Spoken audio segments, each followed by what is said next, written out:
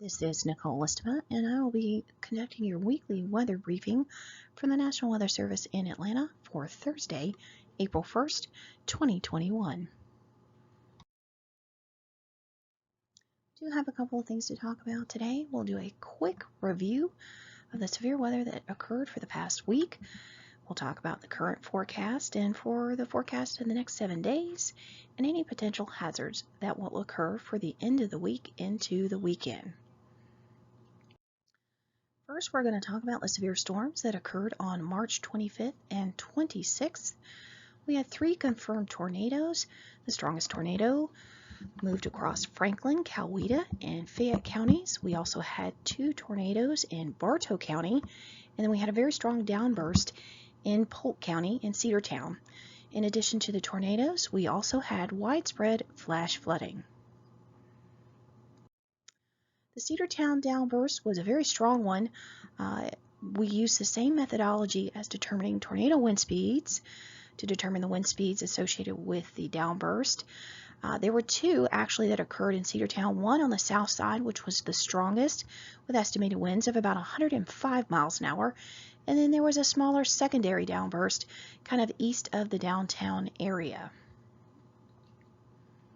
There were no injuries or fatalities associated with either downburst. The Cartersville Tornado was rated as an EF1, 95 miles an hour. Its path length was about 3 miles and it was on the ground for about 5 minutes. We had 5 injuries reported with this tornado, but luckily no fatalities. Lots of downed trees and damage to homes like roofs and siding and metal sheeting. For the Taylorsville Tornado, that was also an EF1. Its path length was just over 1.5 miles, and it was on the ground for about 2 minutes. No injuries or fatalities.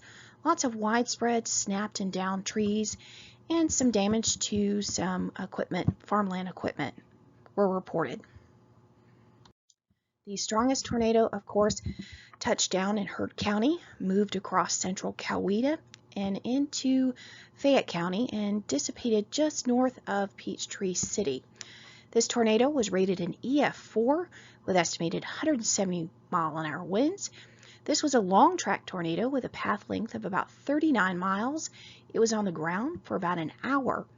Amazingly enough, no fatalities were reported with this tornado, and as of this recording, also no injuries recorded with this tornado. If you want some more detailed information on the tornadoes that occurred, please visit our website at weather.gov/FFC. We have 2 write-ups available for you. One is a general language write-up that was written by one of our meteorologists. It includes pictures and path links. It is in the headline section of our webpage. And just click on the March 25th, 26th, 2021 Severe Thunderstorm and Tornadoes write-up to get that information. For a more detailed and technical write-up, you can view the public information statement. From our main webpage, scroll down a little bit mid-page, almost down to the bottom, and you'll see a pull-down menu labeled Product Picker. From the Product Picker, you choose the Public Information Statement. This will pull up the public information statement, which is a more technical write-up, and every time we do a survey, it will be appended to this public information statement for the same event. So there's really no need to go back and see the previous versions.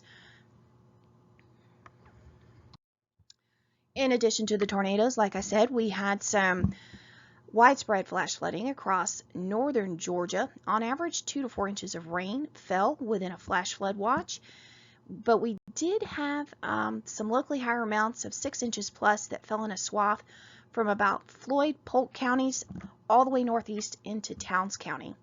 There were numerous reports of washed out roads, and a few water rescues were also performed. Getting to yesterday's severe weather, we had to issue another flash flood watch. This time, because soils were so saturated, only about 1 inch or 2 of rain caused some issues for much of North Georgia. There were some locally higher amounts, around 3 inches, that fell across Dade and western Walker counties. Yesterday we had numerous reports of flooded roadways and washouts, and we did have several water rescues. In addition to the flash flooding, we also issued one severe thunderstorm warning yesterday for Lawrence County. We've had reports of multiple trees down across the county. We are still entering those reports into the database. We also had several reports of trees here and there down across the Outlook area. Most of that was associated with a gust front that contained about 40 to 50 mile-an-hour winds, and with the wet soils that we've had, those types of winds can easily down trees.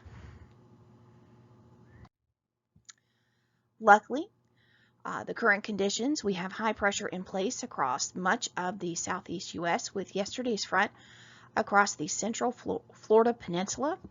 This high pressure will continue for the next 7 days, as will the dry conditions. As we all know, even if the weather is dry with high pressure, we always have something going on. So there is a wind advisory in effect through 7 p.m. this evening for about the western 2/3 of our Outlook area. Winds 15 to 25 miles an hour with frequent gusts to 35 miles an hour are possible. And with the saturated soils in place, these winds could definitely down some trees and large branches. In addition to the windy conditions, there's a freeze warning in effect for portions of north and central Georgia overnight through early Friday morning. Minimum temperatures will be about 10 to 15 degrees below normal for this time of year, so you need to take measures to protect sensitive crops and tender vegetation. A freeze warning will likely also be needed for Friday night into Saturday morning, as the well below normal temperatures will continue, and you also need to keep those sensitive crops and tender vegetation protected. Speaking of the frost freeze program for the spring, frost and freeze products will be issued until there are no longer any freezing temperatures or frosty conditions forecast.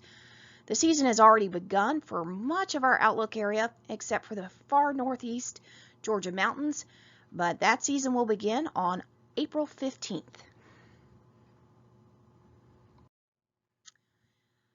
In addition to the winds and the cold temperatures, we also have 11 creeks and rivers in minor flood mostly.